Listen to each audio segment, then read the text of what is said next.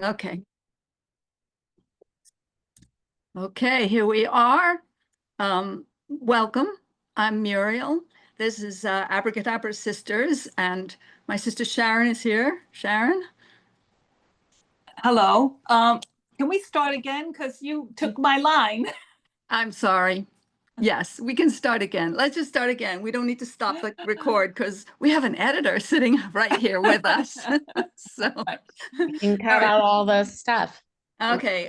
Welcome. I'm Muriel. And I'm Sharon. Muriel and I will be interviewing. Screwed up. I forgot to say we're Abracadabra Sisters. All right. Let's just go flow. Let's just flow with it. That's all. Sure, take 3. You can intro it. Yeah. You can always pick that up. All right. All right. Welcome. I'm Muriel. And I'm Sharon. And we are Abracadabra Sisters. Each week, we will be interviewing people about their creative activities, the nature of their creativity, and how they integrate it into their lives. So this week, today, we're interviewing Michelle Botticelli, who is a freelance editor. And her work, she's known for work on Practical Magic, Addicted to Love, and Leaves of Grass. And we have tapped her for our project. So we need a lot of support for this. So thank you, Michelle, for being here. We really appreciate it. You're welcome. So, Michelle, I wanted to ask you something. As a little girl, I could never imagine having a career as an editor. I probably didn't even know what an editor was. I imagine you went through a lot of different things you wanted to do before you came to this, and maybe you did a few things before you came to this. I'm curious to know the route that you came to get to be an editor. I think that I grew up in Ashland, Oregon, and there was a theater, Oregon Shakespearean Festival, and I worked there, and I sort of was behind the scenes. So I think I originally thought I wanted to be in theater, like a theater director or a stage manager. But then I saw somebody talk about putting something together, and I thought that could be kind of cool. And I did. And then I thought, oh, I want to be a still photographer for a minute. But ultimately, it's when I went to film school and I helped somebody edit that's kind of what I wanted to do. I kind of used to call it like controlled chaos because you're sort of off the set. All the pieces are there, and I liked puzzles, and it's like you have to build something with what you got. So I think that that's sort of what drew me to it and kept me in it, is that I just liked this idea that the story or the movie or the short or whatever it is going to be in that moment of time, and that's what you got, unless you reshoot. But usually that's not an option. So that's kind of, I think, just from being into theater and then, or thinking about theater and then photography, and that's kind of where I landed when I went to film school. I thought that was where I was best suited. Did you start out working for someone else, for like a company, and then decide to go freelance, or did you just jump right into freelance? I kind of jumped right into freelance. I finished NYU, and I knew I was a nanny in Tribeca, and I knew an editor, and she kind of was helping me finish this short that I was making. But she had like worked with Paul Schrader and Ryan De Palma, and she's just like this really amazing woman, and was sort of helping me. And then all of a sudden, a friend of mine called me and said, oh, there's this director and he has a movie and you can be an assistant on it. I'd never really been an assistant editor. I didn't really, and then long story short, lots of things happened, and I ended up becoming the editor.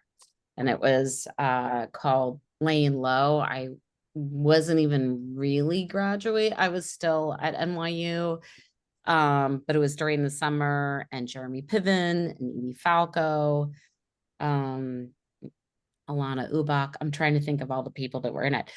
He went on to do many things and moved to LA. So I never really worked with him again, but he was he's a very close friend of mine. And then once I did that, I kind of just got a lot of jobs after that. It was a good time to be in film in New York. It was like the late 90s, early 2000s, and all of a sudden there was a ton of indies. Nora Ephron was shooting a lot. I didn't work with Nora Ephron, but I worked, and I think Addicted to Love was one of the first. I worked on with Mira Nair on Kama Sutra, and then I got Addicted to Love right after that. So I kind of just went from job to job to job pretty quickly. So I feel like I got super lucky in terms of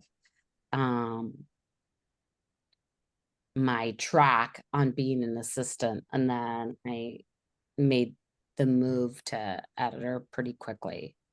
I'm sure it wasn't just luck. Yeah. It was, I think I just was in the right place at the right time, but it was a lot of hard. Yeah. That I feel like I kind of was in a right place at the right time also. So everything, the synergy of it all and the timing of it all really helped. I'm surprised we didn't cross paths back then. However, I was probably on the wardrobe truck while you were in the editing booth, so we wouldn't have Probably. crossed I paths. mean, I did get on one movie I worked with. I worked on Return to Paradise with Anne Heche and Vince Vaughn, and they were doing reshoots, and they brought the whole wardrobe in, and so I met a lot of Wow. wardrobe people. Yeah. I think I still have some boots and a sweater from that shoot that Yeah, that's I great. really wanted. And I was like, they were the right size. So did you Great. work on any of that? So at that time there was like a lot of, I mean, Yeah, a lot of well, movies happening. my career started a little earlier than yours and ended, about 2000. I decided I'd had enough, but I worked on a lot of television, and I did a few films where I was assistant costume designer, and it was for the most part not a lot of fun. It was really a grind, really hard work. Those are Hard long work. days. Yeah. Long days, thankless days, hard work, fun to be with all the people, fun to be creating something, that people are going to enjoy. But, when your principal job ends up being running out to buy underwear every day, that's not fun. If Yeah. I got to, go build some fabulous dresses or even buy fabulous dresses, but as the assistant, no, you don't do that.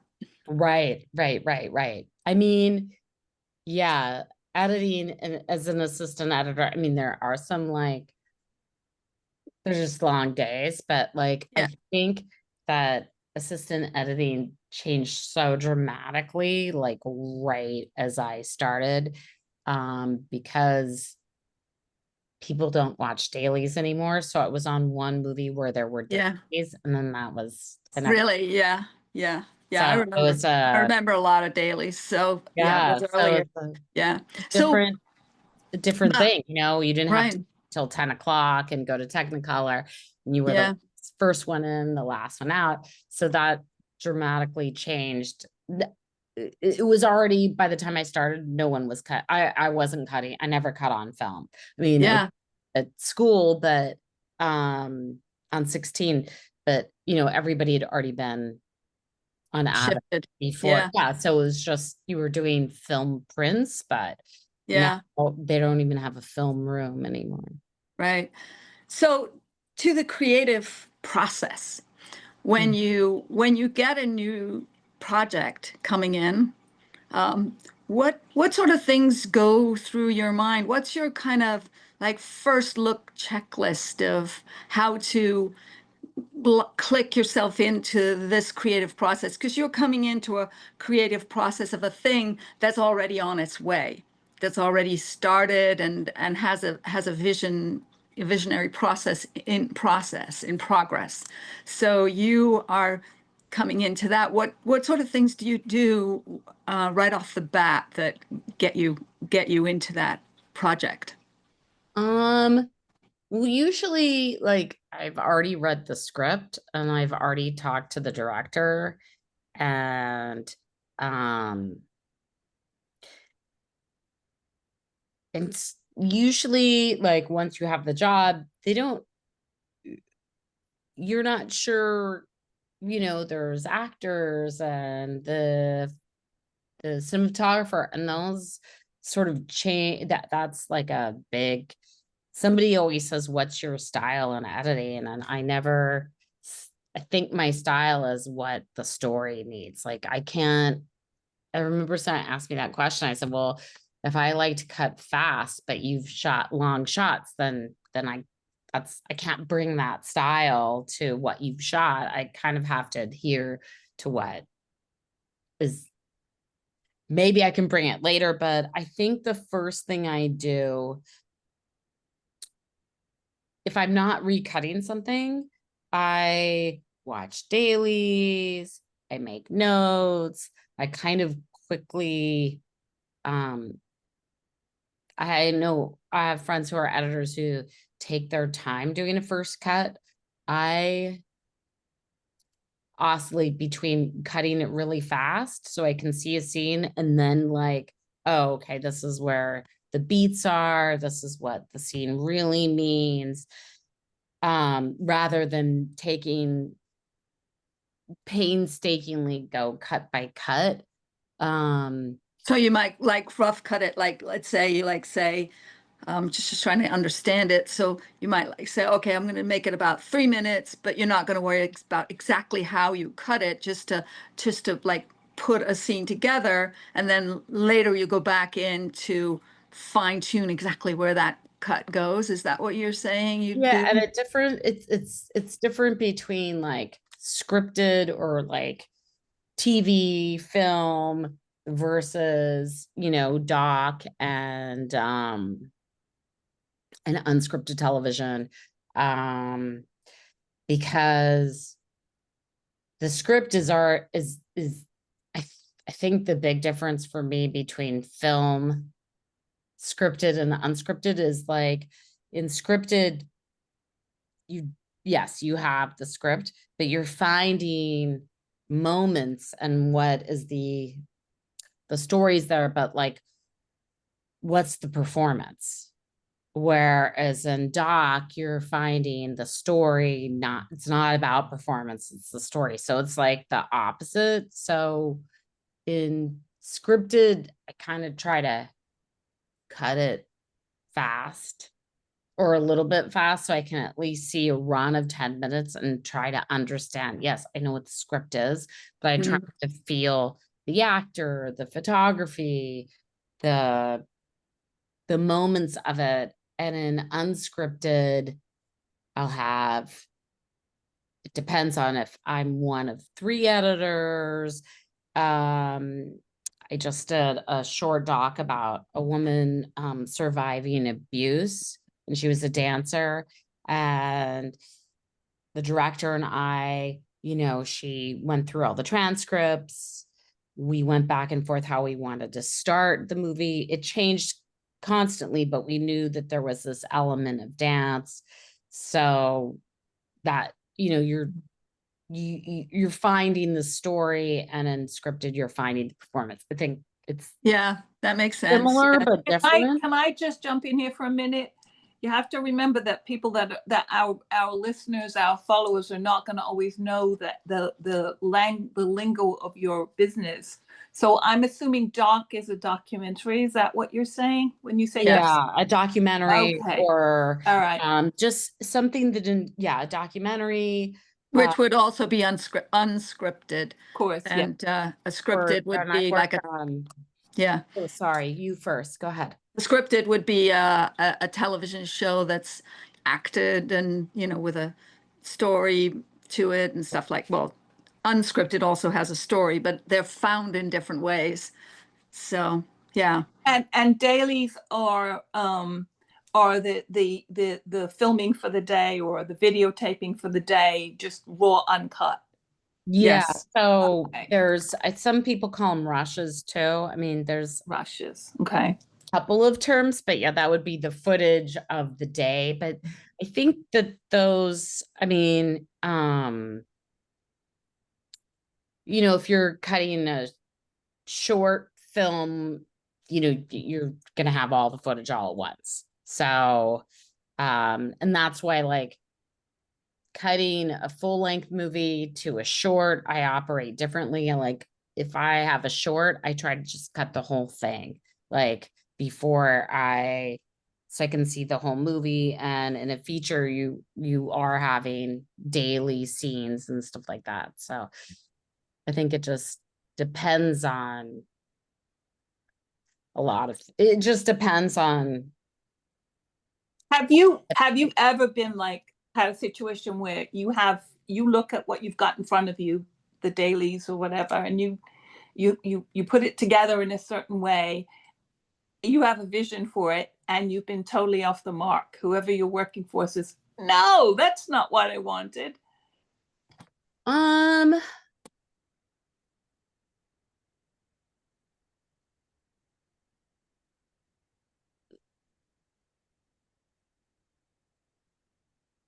I'm trying to think, maybe not totally off the mark, but I was an additional editor on this one movie, and I kind of just followed the script, and then the editor, because I was just helping to try to keep up on dailies, and then the editor did a cut, and it was like so much better, but she changed all the shots and sort of made it a fever dream. And I thought, oh, I kind of cut it very linear. I cut it in a linear way rather than sort of understanding all that was happening. So that was really interesting for me to see, because it's like, whoa, I didn't think about that. Well, that makes me think that within the parameters of the script, sorry, I have a tick in my throat. Take me a minute to talk. Sorry. Anyway, this is going to happen to me a lot, and I apologize, but no worries. So in the whole process, you can become very creative within the parameters of what you have to do for the director, for the script. Yeah. I mean, I've recut a lot of shorts and features as well. And one of them,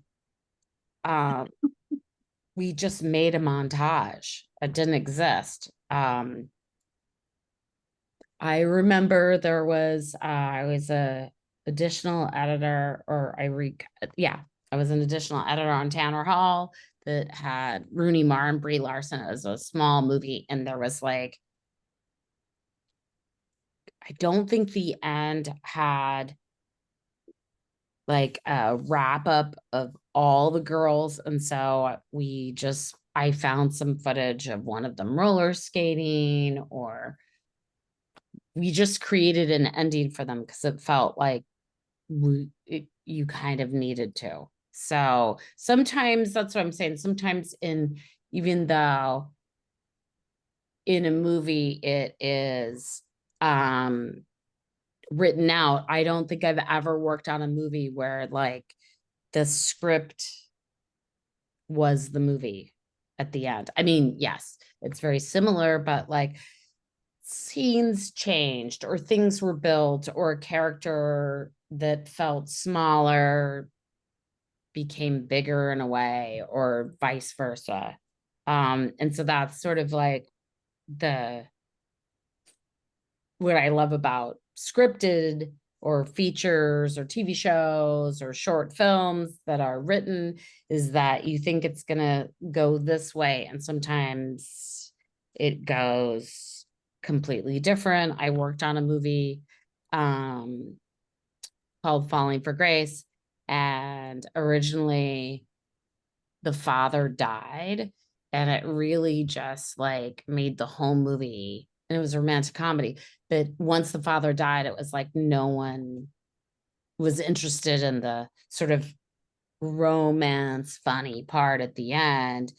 And so we made him live because you just couldn't, the audiences just couldn't come back from the death of the father. So we had That to. makes sense. That makes sense. How did Yeah. you find out? You run it by someone first before? Well, a lot of movies will have screenings for people. So you can get a sense of that, and sometimes you can just feel the dip in the audience. This movie that I cut about pinball, it was during COVID, so we never screened it in front of an audience, but I sent it to a few of my friends who are also editors, and I think I sent it to 5 people, and all their comments were pretty similar. So I knew, oh, this makes sense. But they basically just wanted more pinball. And so I knew everything else was working, where sometimes you can feel it. Sometimes you just know when you yourself are watching, even though you've seen the movie 1,000 times, if your mind wanders or you're just not feeling it, you know something is off. And sometimes it's not the scene that's off, it's like what's coming before or coming after. I find that a lot. Like, the problem is generally not the actual scene. It's like the payoff. You didn't deserve the payoff in that scene. So it's either leading up to it or the aftermath of like that moment, if that makes sense. That sometimes it just, something's missing. So Yeah. Do you ever like get an idea in your head like of a movie that you would like to do?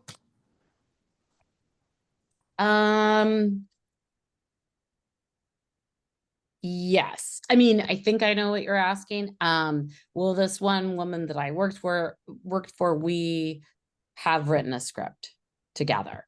So, and that was a very different process because, like, in editing, you can't go, oh, I wish there was this scene to explain this because I'm missing this moment. So in writing, I was like, oh, this is great. We need this now. So I could visualize the movie from, from the beginning to the end. And so we made cards.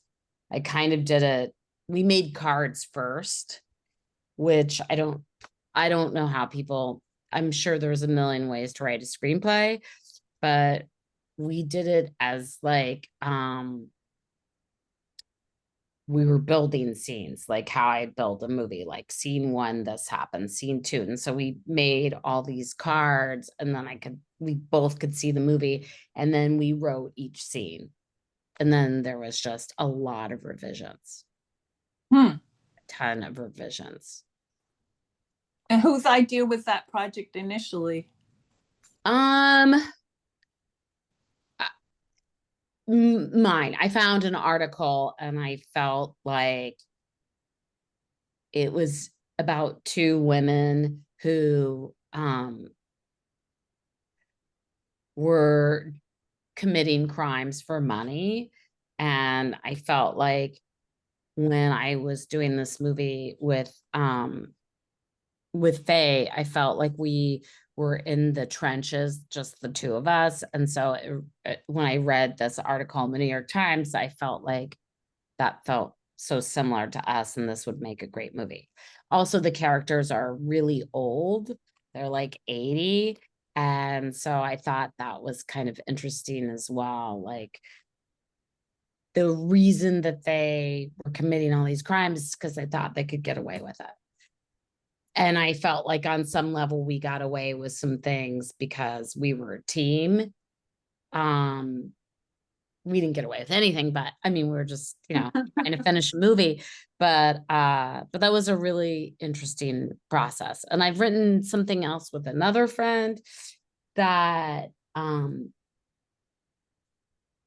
I would love to go back to, but that's kind of like a side hustle that's not, editing is sort of like my creative endeavor, but it's also like it's like my day job. So, writing is not. So, and it's really hard. I'm not sure, I haven't figured out like how do you get stuff in front of people. So it's a little trickier. That's the hard part. That's the hard part. Yeah, it is the hard part. I mean, I do know some people, but yeah, it's just difficult. I think it's just really, I guess I'm sure it's always been difficult, but I think right now it's especially difficult because the film and television industry is a little bit buckling. Or it's, there's a ebb and flow, film, Everything money, is, budget. So things shrink, things expand. No one's watching TV, everyone's watching TV. So it's, I try not to think too much about it because then that's not, I can't control what happens. I can only control myself and what I do within my own creative realms or trying to get a job or you have to be versatile because things shift. I tell you why, throughout my career, I saw producers shut out of New York, writers strikes twice. And every time those things happen, New York would get shut out. I saw a massive movement from New York to Atlanta and Toronto and LA. So just have to be versatile. That's why I stuck with a career that covered theater, television, film. Yeah, that's smart. Advertising and whatever work I could get while I could get it. Yeah. So, that's really smart. And teaching as well. So at NYU. So we both Oh, wow. I worked, I cut a movie for Linda Mills, who's actually, I think she's the president of NYU now. Oh, really? Haven't talked to her in a long time. Yeah, but that was like, president of the Tisch School of the Arts, or no, I think the whole university. The whole university. Oh, wow, Yeah. great. She made a movie. It was really interesting, and that's another movie that we changed the ending. We just were like, this ending isn't working, and so we rebuilt some moments to make it feel like everybody had an ending. Is a drama, but it just the script changed a lot to accommodate, like, certain things just weren't landing. It was a complicated movie. It was about 9/11. It was about racism, and in this era of like cell phones communicating, and then there was a epidemic of suicide within the movie. So it was a lot of stories happening, and so some had to thin out. Yeah, sometimes you have to focus because you want to tell too much, Yeah, I mean, you know, having a movie with the background of 9/11, and then Yeah. there's a certain word that I'm trying to think that she used. A contagion of suicide is like it's a rough, um, it's pretty heavy duty Wow. movie. That's, you know, you gotta Well, kind of a balancing act. right. If you like could get your dream job, like let's say a show that's happening now or some kind of a show that you would like to work on, what would that be? Like television or film or you know, some of my favorite shows are the Star Wars series shows. I would love to work on one of those as a costume designer. Oh That yeah, would be the so costume. much so much fun. But even just like the show Andor, so well done, like visionary future, visionary clothing, visionary story. It's just so much fun. So I'd love to work on something like that. What do you think? What would be the most fun for you? Hmm, it's a big question. Um, I think that, I mean, I always loved working on movies because I think, um, They come and go quickly. That's the good thing, you know? a movie, oh, you could be on a movie for like 6 months. Yeah, but well, look, Yeah, not like a serial television where you might be on it for a year or so. sure, sure. Or see a season. Actually, it would only ever be a season, Right, 28 weeks in the old days. right. That's such a hard question. I mean, I love sort of sinking my teeth into a story and then you see it sort of evolve, and that would be more of a movie. I think in television, I mean, I'm sort of more drawn to dramas and comedy. So, I mean, if I got Andor, that would be amazing. But I think that, and I have a friend who used to cut for Smallville and now is a director for Star Trek. Um, I kind of like human or just dramas more about, I mean, I would have loved to work on 6 Feet Under. That would have been like an Yeah. incredible show. I'm trying to think of some shows right now that I really like. I mean, as a like Great Escape, Emily in Paris is really fun, Oh, and I loved that show. That was so much fun. So just like kind of eating silly and fun. cookies. Yeah, Yeah. eating cookies, Yeah. and it's beautiful to look at, and it's Paris, and Right. Yeah. um I love the show Call My Agent, which was a French show that would be Yes. fun. Yes. Um, Deep Pourcent, I think it was called in French, oh was a yeah. great show. I loved it. Mhm. Yeah. Um, I have a friend who's cutting The Diplomat, which seems like incredible to cut just because like I love Yeah. Russell.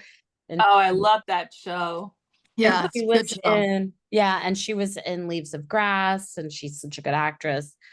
Um, you know, I also cut a movie for Hallmark, but it was like their murder mysteries. And I think weirdly cutting like a Christmas movie could be super fun and fast Yeah. and like easy, you know, easy in the sense that it's like it's just fun. So I mean, I would have loved to cut something like, I'm trying to think what some of the Oscar winners were last year. Conclave seemed Yeah. incredible. And when I saw it, I thought that it was so well cut because it was such a quiet drama, and yet I still was quite engaged, Oh, yeah. Yeah. which was really surprising for me. Just I didn't think I'd like it at all, and I ended up really like. Yeah. That movie had a real resurgence when the Pope died. Everybody Of started watching course. it again. It Yeah. was like, Yeah. Yeah. I want to know Yeah, and how does that whole thing go down, right? yeah, it was, that's what I'm saying. It was all about this process, and what seemed incredibly dry. Somehow Yeah. you were on the edge I mean, edge of your seat, maybe I'm pushing it a little bit, but I just thought how they built it out was pretty spectacular. But I like, I've cut a lot of indies and I really like that genre. It's small stories. Um, I mean, so I don't know. Leaves of Grass was probably the biggest movie that I cut. And then, I worked on I worked on big budget movies too. Um, I get the sense that you're doing this very sort of practical work of, I cut it this second or between these 2 seconds and, whatever. But you have to really get in touch with your own heart and your emotions because these are always emotional stories. They're always personal stories, and yeah, there's not going to be an audience if it doesn't really touch people. So you have to really be in touch with your own heart and your own feelings about every single moment of that piece, whatever it is, because you're presaging what the audience is going to feel. So you want to make sure that they can get the most out of that feeling at each particular moment. Are you aware of that? Do you think about that when you're working on it? yeah, I feel like there was I worked on this movie a long time ago that was called, I think they changed the title, All About Greta, something like that. And it was Hilary Duff, and she was 16. She was supposed to be 16 or 17 in the movie. She'd had a tough life. She was kind of not um a lovable character. And I felt like in order to sort of follow this story, you had to feel for her. And I think that's just so a TV show I'd love to cut would be White Lotus, just because I think that it's beautiful locations, Yeah, the stories are complex, the characters aren't always nice, and you have to feel for every single one. yeah. Like, Each one of them is a very deep character, always. All those people in those shows. yeah, Yeah, exactly. Like if you take the Italian season, the two girls who rip yeah, everybody at the end. We could hate them, but we don't. yeah, We feel for them because they're trying to survive. So I feel like that kind of, I love where you just kind of have to love everybody. Sometimes you're not going to love them, right. but I think that, like, even if you're doing a movie about a serial killer, you have to come at it like with some empathy and understanding. Otherwise, how are you asking your audience to watch a movie and have, I think for me, stories and watching movies or documentaries or short films is sort of like a window into a different life, whether it's morally good, bad, this or that. And it's a way to have an understanding of how that person maybe got to be on that side, or, you know, I'm not saying that I'm gonna be rooting for like a serial killer, but at least I get some kind of, how did this happen? I also love all those documentaries about people who go into cults, because I'm like, how did they believe it? And I'm just Yeah, yeah, trying really. and sinker to follow these stories and be like, I don't understand how they believe like Yeah. aliens, but that's Listen, here, I have a story. A friend of mine was in the Nixium, the Nixium yeah. cult. And they said to me, "Oh, Muriel, this was before it came out that it was called, like, oh, Muriel, you've got to come and meet this guy. He's so brilliant. He's the smartest guy in the world. He's going to save the world. And Right. these people are so smart, and you learn how to deal with your emotions, and you can, you can become a like super, super smart scientist if you come and, listen to this guy. You should come. I was like, I don't know. Sounds a little cult-like to me. I don't think I'm going there. It didn't, it was, I immediately got it that was not where I wanted to be without even ever going there or anything, just hearing the way that this friend of mine spoke about him. So yeah, but so I watched all the shows about it that were on HBO Yeah. just to see how did that happen and what was going on there, and it's just fascinating. I mean, yeah, it came out and a lot of people found out about it, but I don't think they, in during the course of that show, you'd be hard pressed to find anybody that felt sympathy for the leader, whatever the heck his name was. I can't remember now, but Oh, but Keith Raniere. yeah, Yeah, exactly. yeah, But they don't make him out to be um a terrible person toward until the end. Like they're not saying, they're just talking about like the adoration and how amazing until like it turns. So, yeah, and I find that with a lot of cult documentaries is that they don't say that the leader is so bad, like the Rouhanish or, all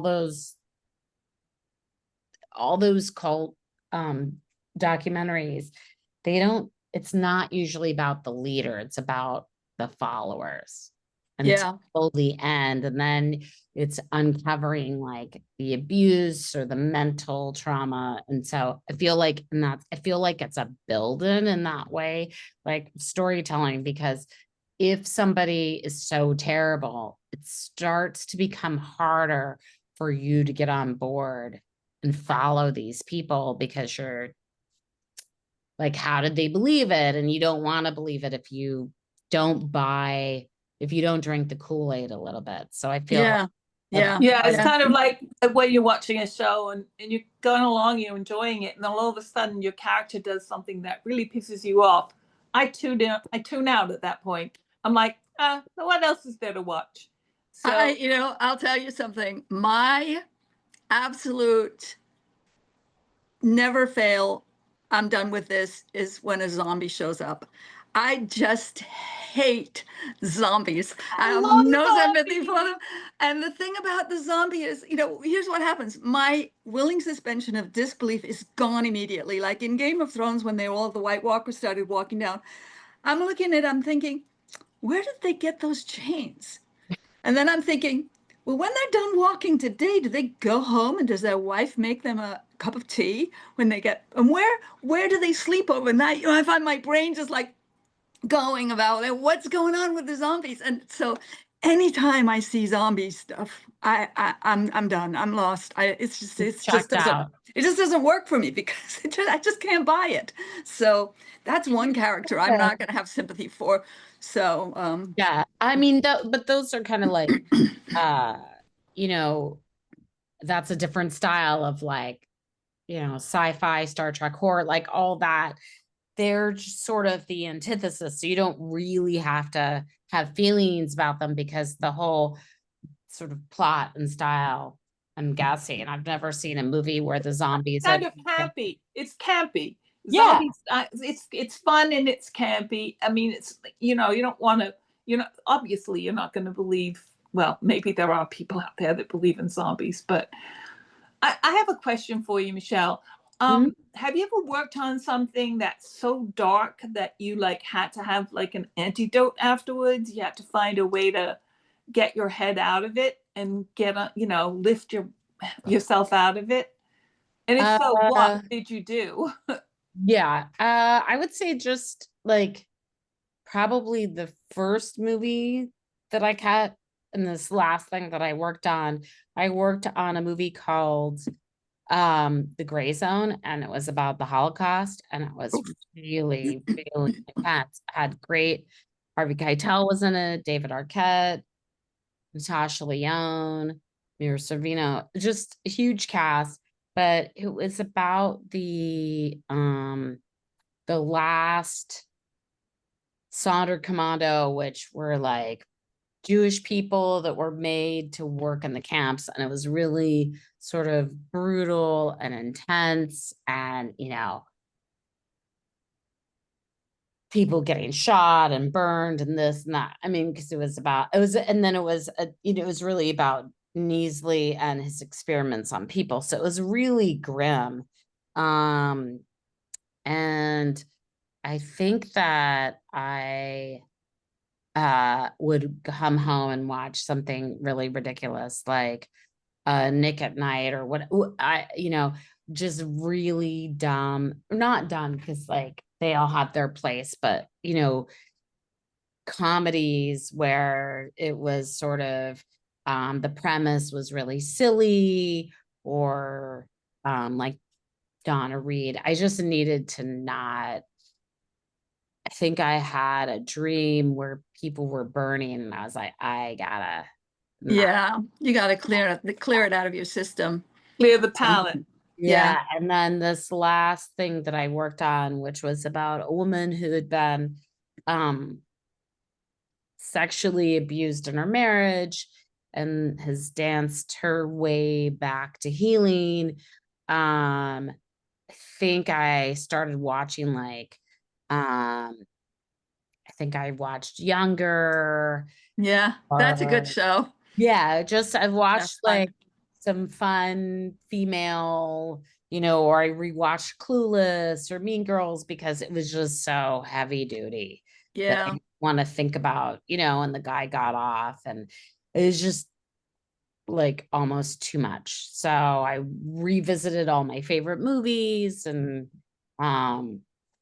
light stuff. Usually if something's really heavy, I'll watch very like comedies or light stuff, or try to like read a frivolous book, some book that's not heavy duty, or like yeah, just light. Because I think you just don't want to be dreaming. You have a lot of dreams about editing and like stories, like why isn't this scene working, or Yeah. the characters start to be in your dreams as people. So those dark movies, you just can't have that. Yeah. That I don't know how other people deal with it, but I need to not have that in my dream. Yeah, I find I need an antidote after watching the news these days. Exactly. Like I am my boyfriend is not watching the news, so I wish we could, but he's not into it. It's just too traumatic. So Yeah. Yeah. but yeah, you just don't want. I don't need trauma when I'm trying to sleep. Yeah. So yeah, I try to like as best you can, like put away your job or that creative thing. Sometimes it follows you in your thoughts. If you're writing, I'm sure a lot of people think about it while they're dreaming, or so I try not to think about traumatic things when I sleep. Are there any other creative things that you do aside from your day job? For fun? For fun. I mean, I was taking, I used to take a lot of pictures, and I built a dark room, and then like, I had to move, so then I couldn't deal with dark room. I do like doing collages, like building. My friend is an artist in Europe, and she would make all these beautiful collages of postcards. And so I like doing that, or I was trying to do scrapbooks. So I kind of find I was knitting for a while. So I kind of pick up things, and then knitting is feel like I wish I was a better knitter. So, Well, I've been knitting for over 50 years. it's hard. and knitting, practicing, just knitting makes you a better knitter. So just keep on knitting. Yes, Just well, keep I was going. trying to make sweaters and stuff like that, and then I realized that I really like just doing scarves because it's It's less. very satisfying. Yeah, but I really want to expand, but we'll see. We'll see where my knitting career takes me. But I was Yeah. trying to make these really beautiful sweaters during COVID, and I made one. I got 1.5 done. I still haven't finished the sweater, and then life Yeah. take Well, off. you could combine your love for doing collages and knitting and just make a bunch of squares and then eventually put them together and make a quilt. That's what I was thinking. I have a lot of leftover yarn from some other projects. I think I made a poncho. I like making like simple things, but I'm trying to, I promise to make this baby sweater for my friend that is like really complicated with strawberries. And I'm like, How old is the baby now? one, but I feel like I'm gonna make it for 2.5 because otherwise Okay. all that work Give I've yourself made. some time. Well, Right. you should Baby double the sweater. age anyway. You should always double the age when you're giving baby clothes. Yeah. No, I made 2 baby sweaters for 6 months, and it's like all that time and it was like Oh, it costs it more wasn't to that much. make it. I mean, it was a good quality yarn, but it Yeah. was like, oh, they wore it for 3 months maybe. And Yeah. that's it. So Yeah. Yeah. And if you knit something, you buy the yarn and everything, it's cost you like 3 or 4 times more than it would cost you to go to a high-end store and buy it ready-made because the yarn is so yeah, expensive these days. yeah, Crazy. yeah. Good yarn. You can get the poly stuff cheaply, but not some nice wool or cashmere or, Right, you know. right. I feel like if I'm gonna make something with acrylic, then what's kind of the point, like Yeah. Yeah. Yeah. um, Yeah, I find myself buying yarn on eBay or just when people are selling. A lot of my friends that knit, they'll will do like yarn exchanges and stuff. So Yeah. I think that that's the best way. When you've got leftover yarn, you've got to think up a project that works around the yarn that you have.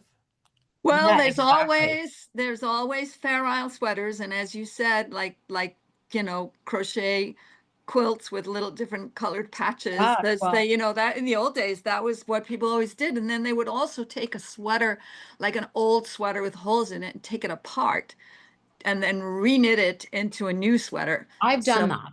I've have you? taken a Yeah. sweater that had very expensive yarn, and I was like, the sweater sucks. And I just undid the whole thing and Wow.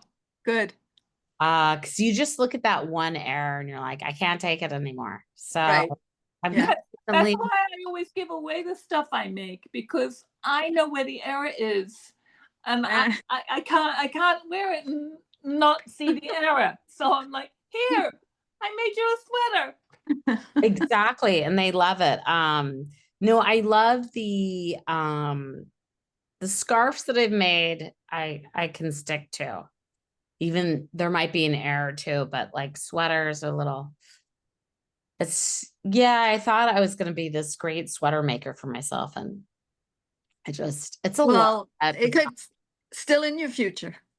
Still I in your find future. it's very relaxing knitting. I Yeah. mean, it's a very calming, relaxing hobby. I used to knit on the train on the way into the city with my friends. We'd all sit around and knit. We'd help each other with our projects. Yeah. So there was like a knitting group that I think I went to when knitting really hit this kind of high level. But then I found that I didn't have any time. I feel like my eyes, because I spend so much time in front of the computer, and then you're just staring at knitting. I need kind of like that break of like not use Yeah. my eyes at such a close length. So Our grandmother she could knit. This is Nanny in London, Sharon. She could knit and read a book at the same time. Oh yeah, I can't even like knit and I don't watch. know how she could do it, but she did it. Well, Mommy used to knit and watch television at the same time. Yeah, and she would knit really complicated stuff too. Yeah. Yeah, no, I tried to do that. I can only knit a scarf, and then I can't really watch the TV show. I kind of really have to like keep my eye on it because I'm just not as unless it's like you're just purling or whatever. I think it's called purling. Unless Yeah. I'm just Yeah. finishing up the most complicated knitting project I think I've ever done. Well, maybe not, but it's small. So I thought, oh, it's just a little toy. I'm knitting a beagle puppy, and I thought, well, I bought the pattern for somebody off I don't know, I think it was Etsy, and it was so cute. So I knitted it was the most complicated little pattern I've ever had to deal with. And I'm following the directions saying, I can't see how this is going to be a beagle when I'm done, but I'm following the directions. And now I'm putting it together. I'm looking at it saying, how the hell is this going together? I said, just step by step, follow the directions step by step. You'll get there. I'm still trying to get there, but I will finish it. Is it a straightforward colors, or did you pick? I felt like that was always like the fun thing in knitting is like deciding what color. Right. Am I going fluffy, this, thick, thin, that kind of stuff. Well, I didn't do it the way the pattern has colors, like the puppy has patches and coloring. Sure. But I'm doing it for a friend who had lost her beagle. So I wanted to make it look as much like her beagle puppy as possible. So I pulled up all the pictures I could, and so while I'm knitting it, I'm changing the colors to try and make it look more like my friend's beagle. So I'm following the pattern, but ignoring the color changes and doing my own color changes. I think I got it kind of close, but now I'm at the point where I'm putting it together, trying to make it look like a beagle. And it requires a lot of creative stuffing. You kind of stuff it in the right places to get the shape right. Just get 4 legs, a tail, and a head, and 2 ears. Thank you. Make sure you got all those pieces. Got all those pieces. Everything's together except the ears. I'm at the point where I'm going to put the ears on, and then I got to put the eyes in. So a lot of work. Yeah, it is, but it was fun. It was fun. It's a small project compared to the big one that I just finished. So I thought I'll knock that thing out and then do another big project. I worked on a puppet show for Apple, and the going away gift from one of the editors, I lost an eye, but he got everybody these little, like a Muppet kind of a character. Yeah, they were monsters, puppet monsters that help you solve problems. It was an Apple show for kids, but but one of the editors, that was the going away gift. He got everybody one of the characters that was named Heart. So it looks like it's crocheted. Yeah. I think so. I don't. Yeah. I'm not. Yeah, that's definitely crochet. That's crochet. Yeah. Yeah. It's very cute little gift. I don't know how to crochet. Fun. It's easier than knitting. It's easy. Yeah. Yeah. Yeah. I mean, my mom was an incredible seamstress, but I never could sew. It's just like that was not going to be in my future of sewing. I'm not a good like cutter. So all the fabric. They say measure twice, cut once. Yeah, no. Like I think there's like a thought process in sewing that just wasn't in the cards for me. It's interesting that you say you weren't a good cutter. You're talking about sewing, and yet you're cutting film. Yeah. All day. Yeah, exactly. I was not good at cutting. I would help my mom, and I was terrible at cutting the patterns. I wanted to hurry up and get through it, or fabric different, or the scissors. I don't know. I just didn't. It just was not satisfying. But it was satisfying when I got. That's kind of the bottom line too, isn't it? I mean, if it's something you really, really enjoy, and then you take your time and you do it, you know, you labor at it and you keep working at it until you get it right, whatever it is, whatever your thing is. I just did a needlepoint. I must have ripped it out a half a dozen times at least and redone those sections because I just wanted it to be perfect. And I was loving the process. If you love the process, you take the time. If you don't, you rush through it. And that's when you make mistakes. Yeah. Yeah. I mean, yeah. Yeah. Usually, yeah, anything sort of like of a creative endeavor, I want to like it, because otherwise it's not, there's no pleasure in it. And there's a lot of other things that there's enough life that's unpleasurable at the moment. So Yeah. I You think want to do something you enjoy. yeah. Yeah. Yeah. And you know, our time is so limited. It feels like no one has time to do anything. So Yeah. I try to, you know, and even like if I edit my own projects or I do little videos for people, like I need to sort of like it or want to do it. 'Cause Yeah. just another becomes tedious in a way. Well, we've been at this for just over an hour, so it feels like a good place to stop and to say thank you so much for dedicating some of your precious time to this. You know, we're You're keenly aware of welcome. it. Yeah. So we'll just wrap it up. We are the Abracadabra Sisters, and thank you, Michelle.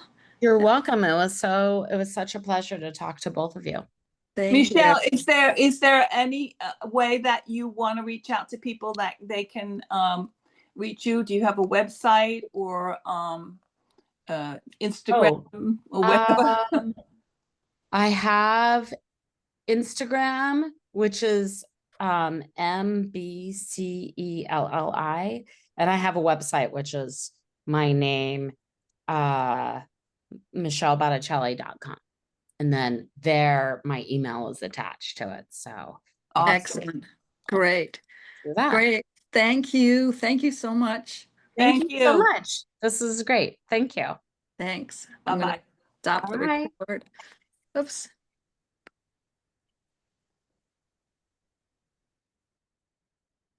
Let's see. Record. I'm trying to find the record. You're going to have to edit this out because I can't find it. There. Stop recording.